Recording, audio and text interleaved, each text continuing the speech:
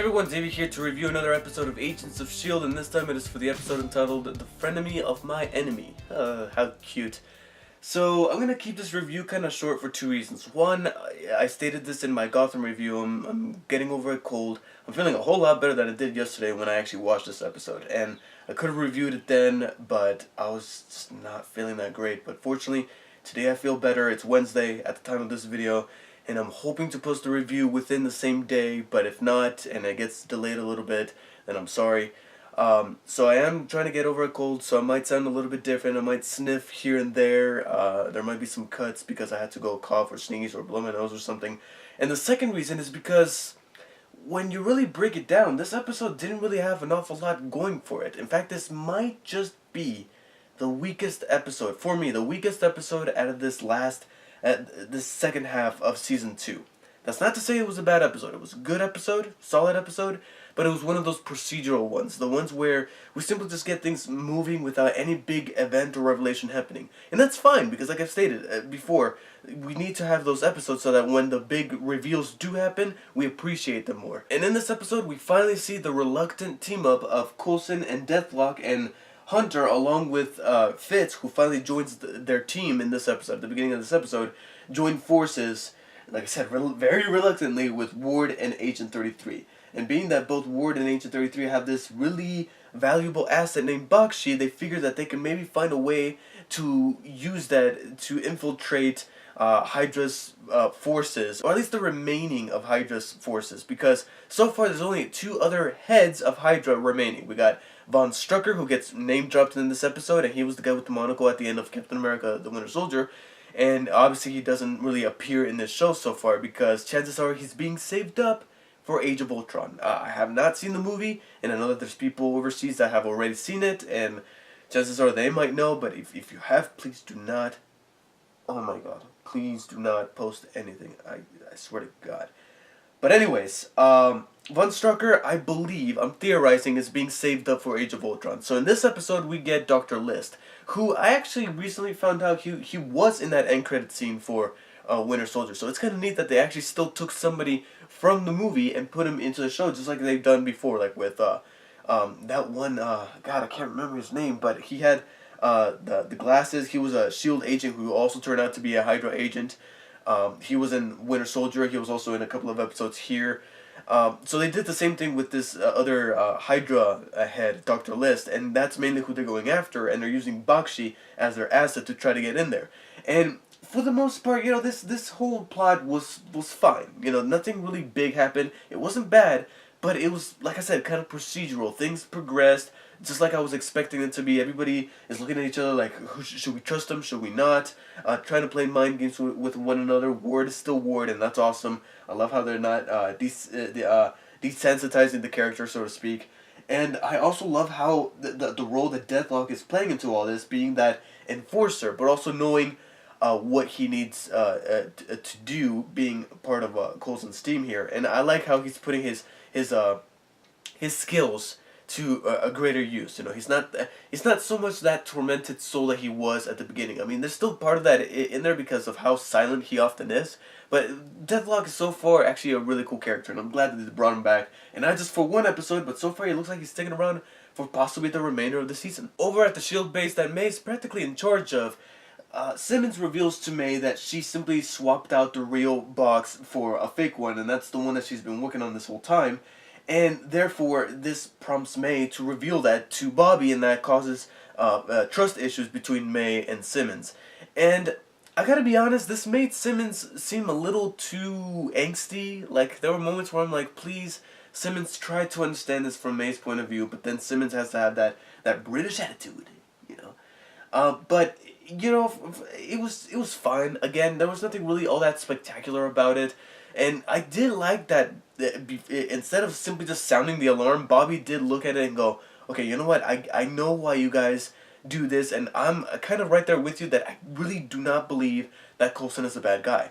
But we really do need to know these things. So they tell Simmons, hey, can you hijack Deathlock's system so that you can see what's going on? And this leads to May finding out that Coulson and Ward are working together. And that's not necessarily a really pretty image in May's eyes. I mean, not just May's eyes, but if Gonzalez and Mac and the rest of this S.H.I.E.L.D 2.0 were to find out, man, the shit's gonna hit the fan, and chances are that's probably where we're headed. However, for me, I feel like the highlight of this episode was pretty much everything between Cal and Sky, aka Daisy, and how sympathetic Cal McLaughlin was able to make Cal in this episode. Like, I almost forgot that he has the potential to be a monster until we get reminded of that once again at the very end. But man, he is such an interesting, complex character that I can easily sympathize with, and I feel bad for. Like, he's genuinely a tormented soul that wants nothing but to be with his daughter again. And it's somewhat tragic how bad he wants to hold on to those old school feelings and emotions and memories about wanting to go to Fodder dances with Sky and go get ice cream, and then that bitter truth at the end that Sky says, hey, you know, you gotta let go of that stuff because those days are gone, and even he looks at it going, yeah, that's true. And what also made this much more tragic was the precarious situation that Sky found herself in this week when her mother basically tells her, and this is mainly the reason why her mother was being kind of salty, so to speak, to Cal in those previous episodes. You know that there's those moments where Cal would ask, "Can I see my daughter?" and very casually, I can't remember, something Jing. I can't remember her name, but Sky's mother, Mei Jing? I think it's Mei Jing. I might be wrong, but anyways, Sky's mother would casually just say, "No, I'm sorry, you can't see her yet." And I was thinking to myself, okay, is she in charge of him? Does she have something? Does she have some kind of authoritarian complex over Cal? And why is that there?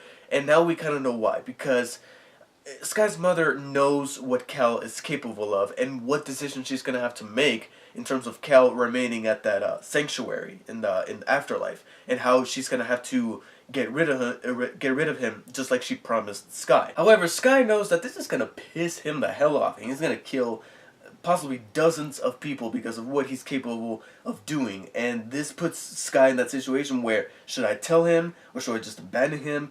What should I do? And that made for what was probably the most interesting thing about this episode, and a really good moral question for Sky that really made me analyze the character a whole lot more. And I might be looking a little too much into it, but I'll admit, I found this way more interesting than any of the stuff that was going on with Ward and Coulson and even May and Simmons over at S.H.I.E.L.D 2.0, and that's saying quite a bit. But then S.H.I.E.L.D decides to take both of these plots and then conjoin them together in the climax that is very Raid-inspired. You got all these different factions within the building attacking one another. You got Coulson's S.H.I.E.L.D there, you got Hydra there with Bakshi ultimately betraying Coulson's team in that deal, just like Fitz predicted, and taking Deathlock and Lincoln, who was also there hostage, and you got Sky and Cal in there as well, and they get taken away by Gordon. And I gotta be honest, I felt like it was just a tad bit messy. I mean, I was able to follow it for the most part, but I gotta be honest, there were a couple of moments where I felt like one of those teams shouldn't have been there. There were moments where I didn't even know how Hydra got there. I mean, you could make the argument that Deathlock was the reason why they were able to find the Power People under, you know, incognito. Deathlock was pretending to go along, and therefore he was pretending to be Hydra and find the Power People that Liz was after. But honestly, it felt just a little messy. Like I felt like too many things were going on within that building that it was just a little tough to follow. Ultimately, I got what was going on. I just repeated the outcome of all these events. Hunter even gets shot, and Ward kind of gives a little bit of a recap at the end of that episode before it cuts to black.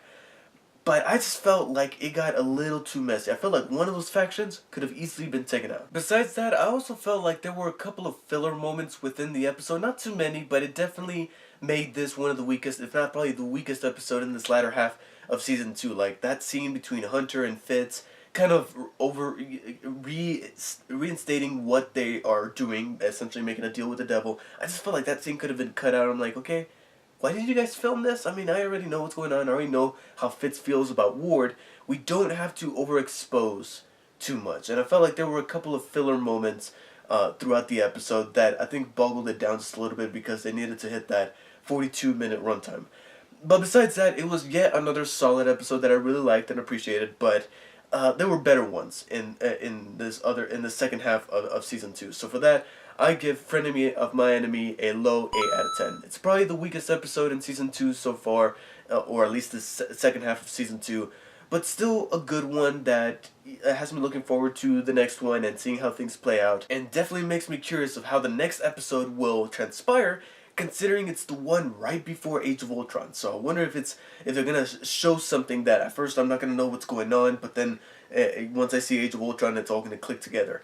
Edward James Olmos, who plays Gonzalez, stated that that's how it's gonna go down. Once you see Age of Ultron, things in Agents of S.H.I.E.L.D. are going to make much more sense, and that's awesome. So let me know what you guys thought of this week's episode of Agents of S.H.I.E.L.D., and I'll see you guys next time.